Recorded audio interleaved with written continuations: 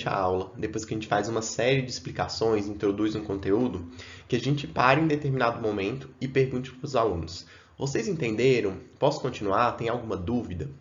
E o que acontece na maioria das vezes? Os alunos falam que não tem dúvidas, que a gente pode continuar.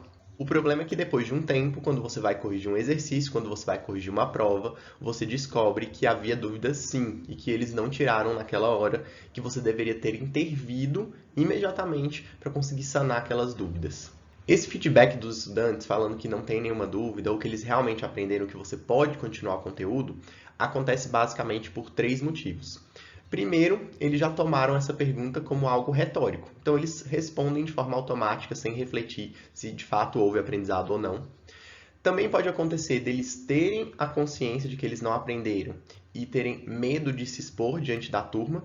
E também tem uma terceira opção, que é eles acharem que entenderam. Independentemente de qual desses 3 fatores está atuando, a gente precisa, como professor, não ter também essa mesma postura de fazer uma pergunta retórica, simplesmente por hábito ali depois de uma explicação. Ou mesmo acreditar naquilo que o aluno está falando. A gente precisa averiguar para poder intervir ali na hora e não deixar só para descobrir lá depois durante a prova. Para que você consiga fazer essa averiguação durante a aula e fazer essas intervenções, a gente pode utilizar uma técnica chamada dúbios, que tem um subnome de o sumiço do ilusionista. E esse nome não é à toa. Isso significa que você vai tirar todos os elementos que dão ilusão de aprendizado quando ele realmente não aconteceu. Quando você passa a aplicar essa técnica, você consegue perceber alguns benefícios logo ali enquanto você está aplicando. Por exemplo, você consegue fazer uma avaliação em tempo real e, por consequência disso, consegue ajustar as estratégias da aula. Além disso, quando você avisa aos estudantes que você vai fazer essa conferência, eles já ficam mais engajados e mais atentos ao que você está falando. E à medida que você vai repetindo isso ao longo do ano, que vai criando uma cultura nos alunos, você vai perceber que eles começam a se predispor à aula antes de você começar, porque eles sabem que vai ter um momento em que você vai começar a fazer perguntas. E como consequência disso, você vai obter maior aprendizado e, claro, um aumento nas notas. Então, o objetivo desse vídeo é que você aprenda a aplicar a técnica Dúbios. Então, o objetivo dessa técnica é aferir se a intervenção que você fez foi eficiente para desenvolver uma aprendizagem realística. Ou seja, é uma técnica de coleta de dados, é uma técnica de avaliação que te permite, durante a aula, saber se o que você ensinou foi aprendido de forma real ou se os alunos só estão te dando um feedback ilusório. Então, como é a execução dessa técnica e quando ela deve ser utilizada? Sempre que você terminar um bloco de conteúdo, sempre que você terminar uma explicação, você vai lançar uma série de perguntas para a turma. Só que não é para a turma como um todo. Você vai escolher uma amostra da turma e vai chamar nominalmente um estudante para responder cada questão. Como que você vai fazer isso? Primeira coisa, você vai lançar a questão. Simplesmente lança a questão. Os estudantes já têm que saber qual é essa dinâmica, porque senão eles vão querer ficar respondendo e geralmente sempre aquela mesma pessoa que quer responder e levantar a mão. Então você lança a questão, se for necessário você pede para eles esperarem. Você vai esperar um tempo, vai dar uma pausa ali de 5, 10 segundos, a depender do nível da questão, e em seguida você chama nominalmente um estudante para responder.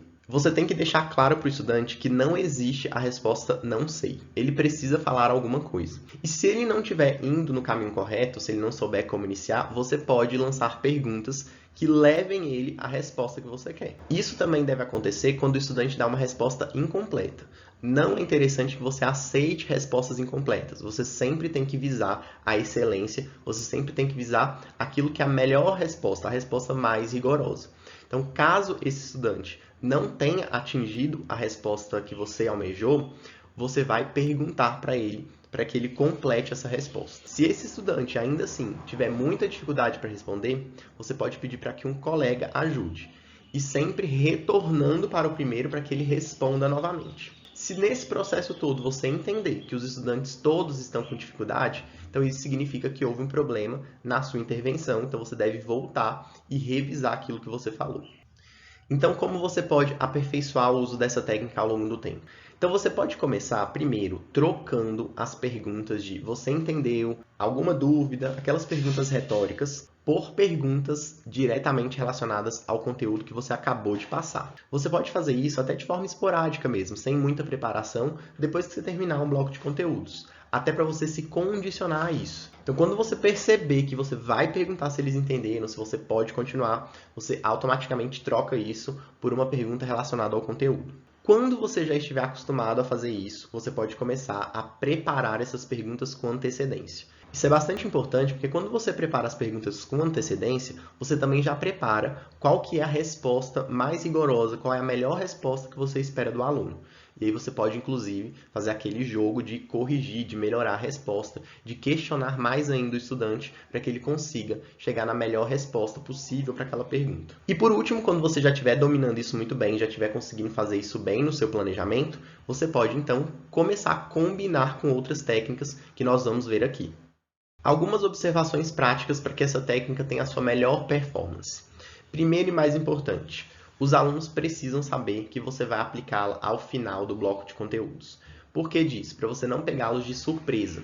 A surpresa, nesse caso, vai ser só quem você vai chamar. Agora que você vai aplicar a técnica, eles têm que saber. Inclusive, deixe claro que é você que vai escolher quem vai responder. Porque é muito comum que no início os alunos tendam a levantar as mãos. Aqueles que já sabem a resposta de prontidão, eles queiram responder. Só que como o objetivo é você identificar se a turma como um todo aprendeu ou não, e você precisa de uma amostra daquilo ali, você não vai escolher aquele aluno que você sabe que entendeu. Algo que é bastante importante, se houver uma resposta incorreta, você precisa garantir que ao final da sua intervenção o aluno tenha compreendido.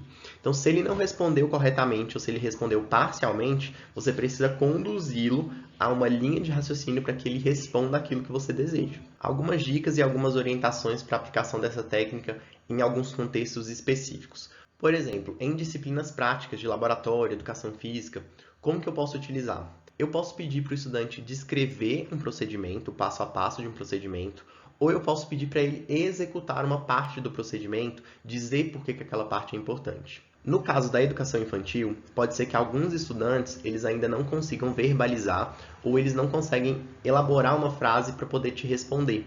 E nesse caso, você pode utilizar apontamento. Você pode pedir para ele apontar uma imagem, por exemplo. Suponha que você acabou de ensinar para eles o que é um triângulo. Você pode dar algumas imagens e pedir para ele identificar, para ele apontar qual é o triângulo. E assim você consegue averiguar se ele aprendeu ou não o que é um triângulo. Agora, quando a gente fala de ensino superior, é muito comum que o professor se acanhe um pouco de usar esse tipo de abordagem, de que ele estaria incomodando o estudante. Só que a gente tem que mudar um pouco essa mentalidade. Nosso papel ali é ser um professor de excelência, é entregar o melhor que a gente puder dentro da nossa profissão.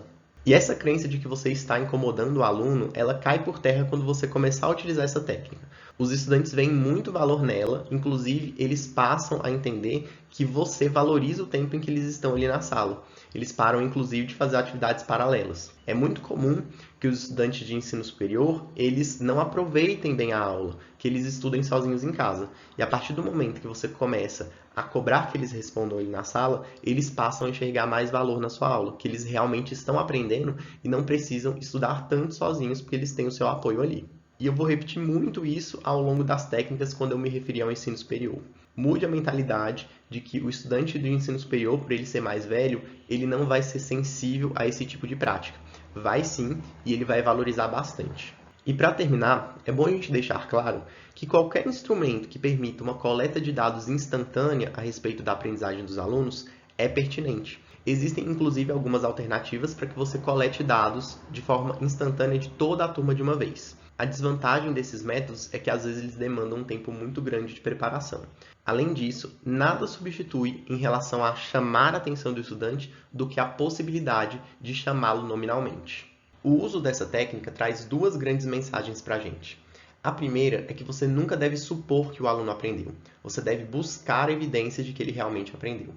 E a segunda é que você sempre deve deixar o estudante numa situação que eu chamo de situação de cérebro pulsante. Ou seja, que o tempo todo a mente dele esteja sendo movimentada, que ele esteja pensando e se predispondo a responder uma pergunta após um bloco de conteúdos.